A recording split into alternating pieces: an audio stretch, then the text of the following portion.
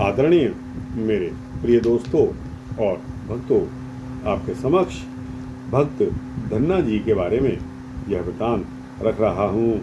दोस्तों, आप समझते हैं और जानते हैं कि हमारे ग्रंथों में प्रभु का नाम, प्रभु के रूप, प्रभु की सेवा, प्रभु के धामों का वर्णन सभी भक्ति कहलाते हैं।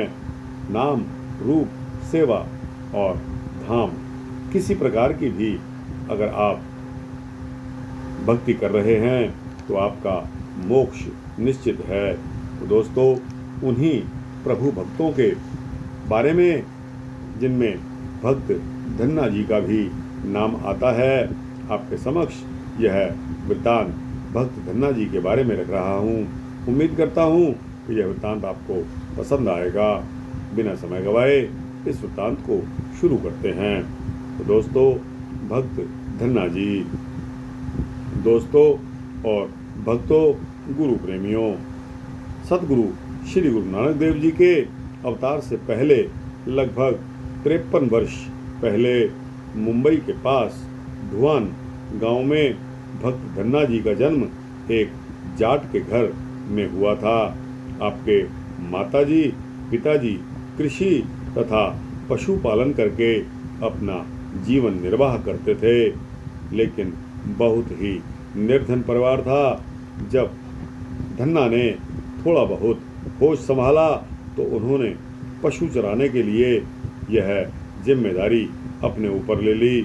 प्रतिदिन वो पशु चराने जाया करते थे और परिश्रम करके अपने निर्धन परिवार का भरण पोषण करने में सहायक बने। दोस्तों, गांव के बाहर एक कच्चे तालाब के किनारे एक ठाकुर द्वार था। उसमें बहुत सारी ठाकुरों की मूर्तियां रखी हुई थी। उन मूर्तियों की पूजा की जाती थी।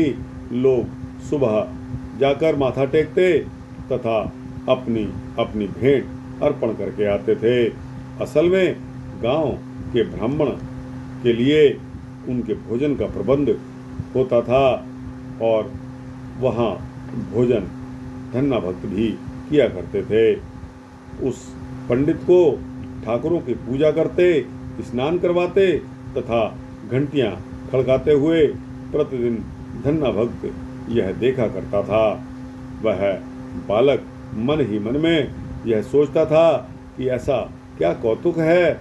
इसकी बुद्धि कम होने के कारण उसको ज्ञान अधिक नहीं था। एक दिन की बात है कि धन्ना के मन में आया कि देखता हूँ कि क्या है।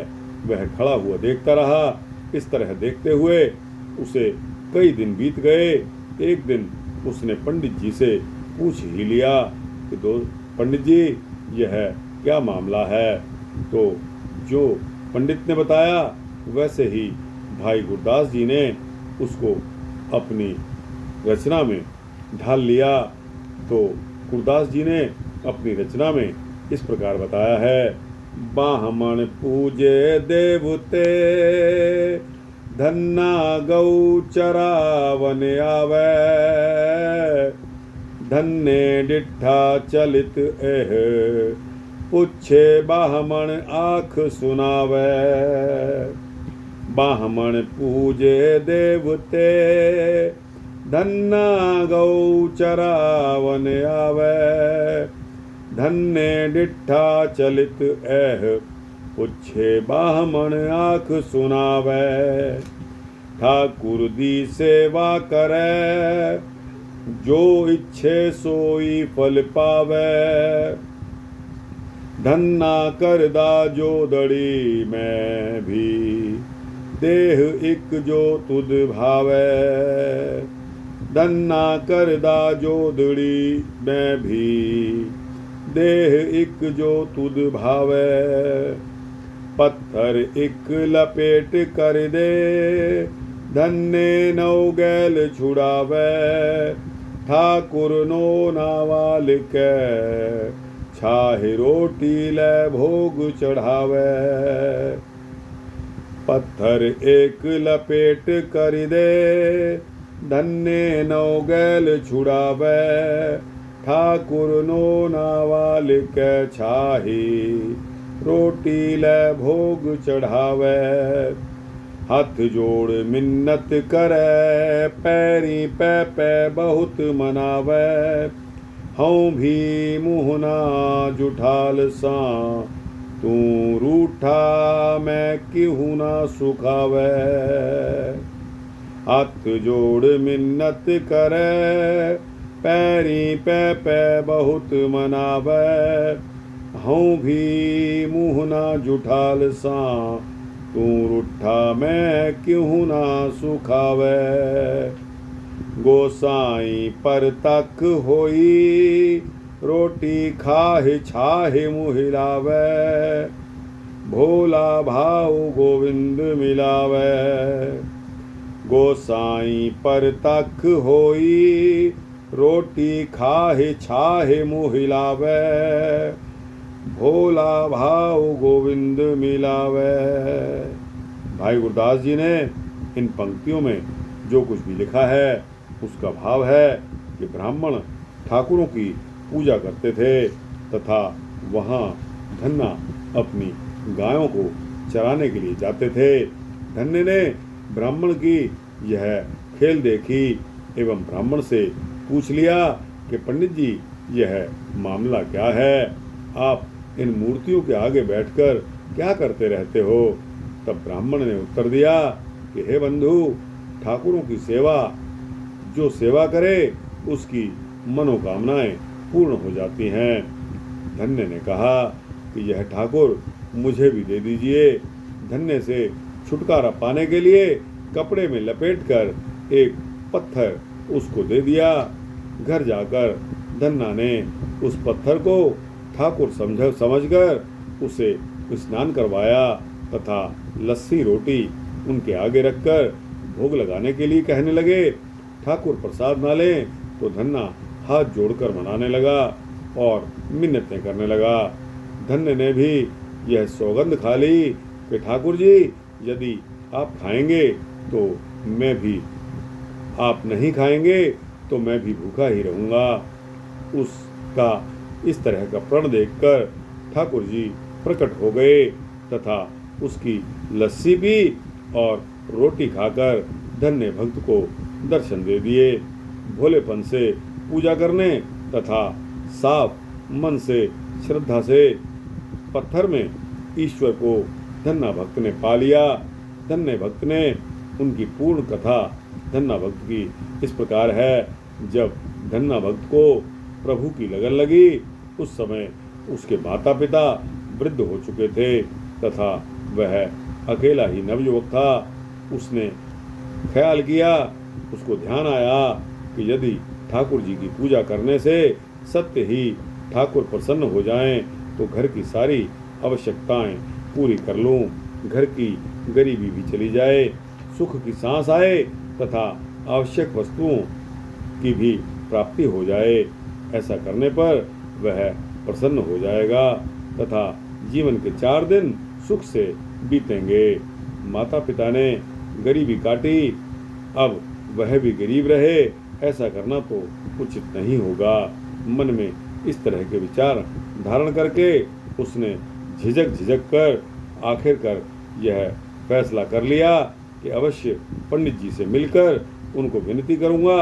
लोग भी कहा करते हैं कि प्रभु सब कुछ देता है, यदि यह बात ठीक है तो मैं ऐसा ही करूंगा।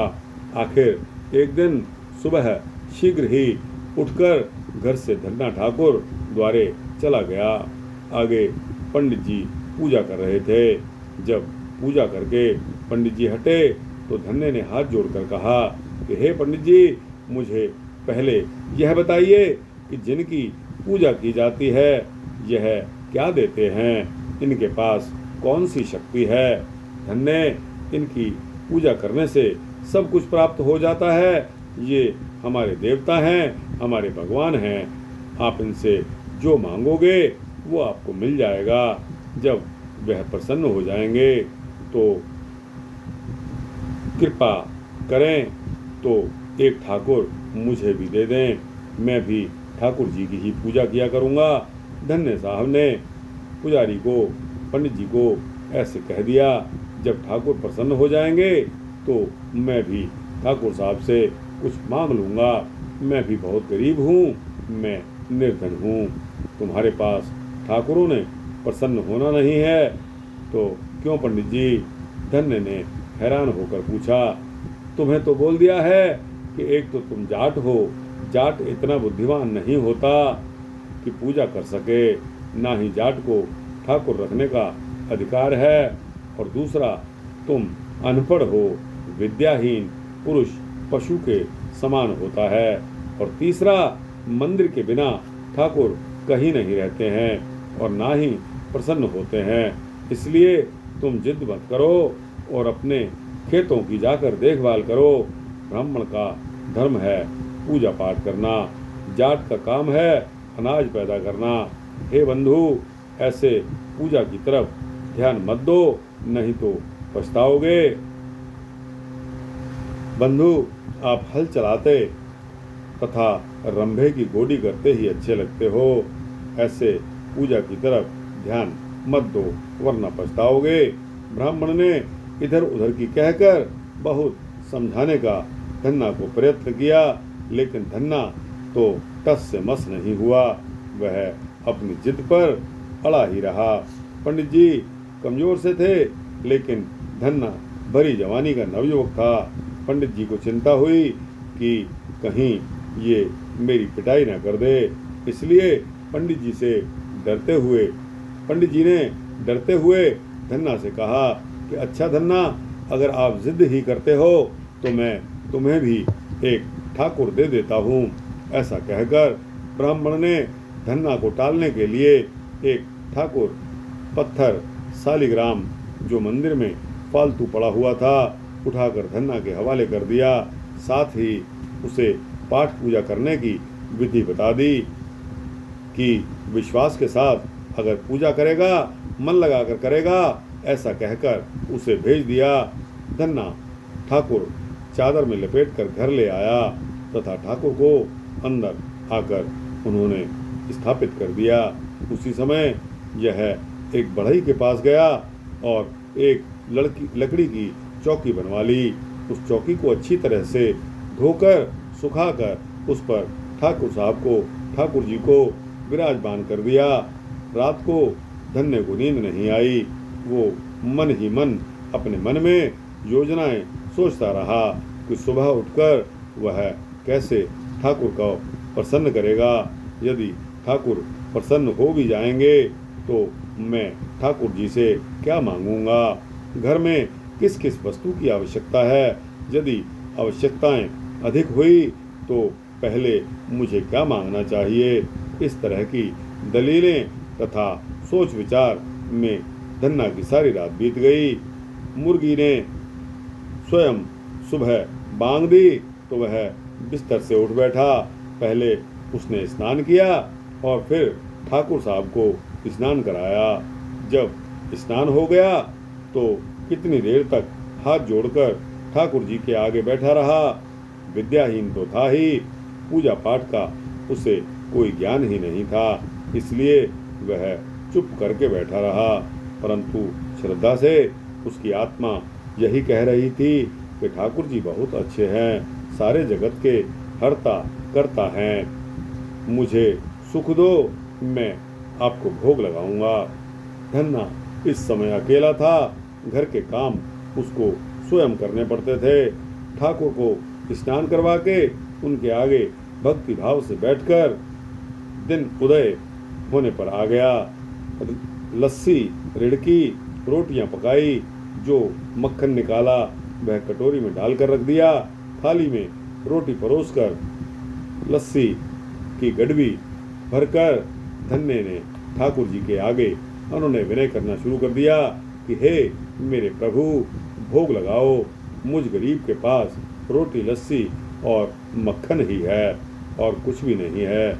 मैं गरीब कंगाल हूँ। जब और चीज़ें दोगे तो वो चीज़ें आपके आगे परोस कर रख दूंगा। आप खाइए ठाकुर जी। ऐसा कहकर वह बैठा हुआ देखता रहा। अब पत्थर भोजन कैसे करे? ब्राह्मण तो ठाकुर के भोग का बहाना लगाकर सारी सामग्री अपने घर ले जाता था। एक निवाला पत्थर के मुंह को लगाकर तथा थाल उठाकर घर को चल देता था। भोले भाले धन्य को इन चालाकियों के बारे में कुछ भी अता पता नहीं था। वो तो ब्राह्मण के वचनों को सत्य समझता था। दोस्तों और भक्तों, जब 2 घंटे बीत गए, ठाकुर जी ने धन्य का प्रसाद नहीं लिया। धन्ना बहुत हैरान हुआ। वह व्याकुल होकर कहने लगा कि हे प्रभु, क्या जाट का प्रसाद आप नहीं खाते? यह शुद्ध है, मैंने स्नान करके पकाया है। यदि लस्सी तथा मक्खन अच्छा नहीं लगता तो आप बताइए और क्या लाऊं?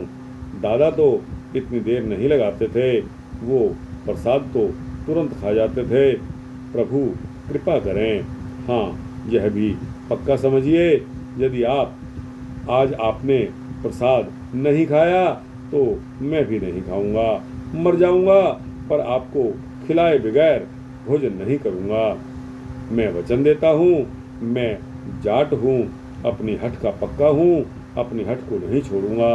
यदि आपका धर्म है कि सिर्फ ब्राह्मण के हाथ से ही आप खाना अपना धर्म समझते हैं, तो हठ के बदले मैं आज कुर्बान हो जाऊंगा। प्रसाद खाओ, नहीं तो मैं धरना लगाकर यहीं बैठा रहूंगा। ऐसा कहकर धन्य ने पालथी मारकर ठाकुर जी की तरफ देखता हुआ वह एक तक बैठ गया। अब प्रभु को विचार आया कि अब तो पत्थर में से प्रकट ही होना पड़ेगा। भक्त धन्य की आत्मा तो साफ सुथरी निर्मल है, कहीं भी छल कपट नहीं नजर आता।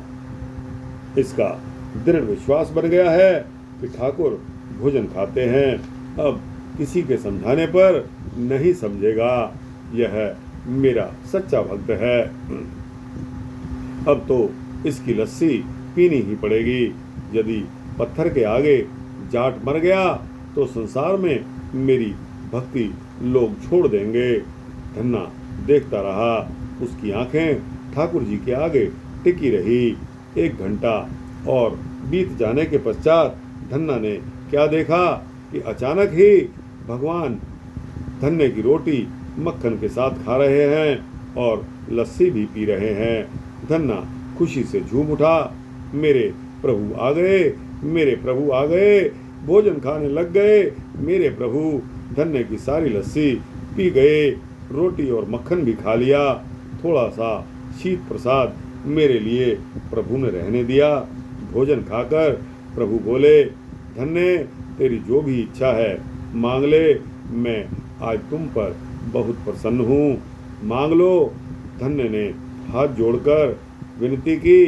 वो विनती इस वाणी में आई है जो कि गुरु ग्रंथ साहब के पन्ना नंबर 695 पर मौजूद है।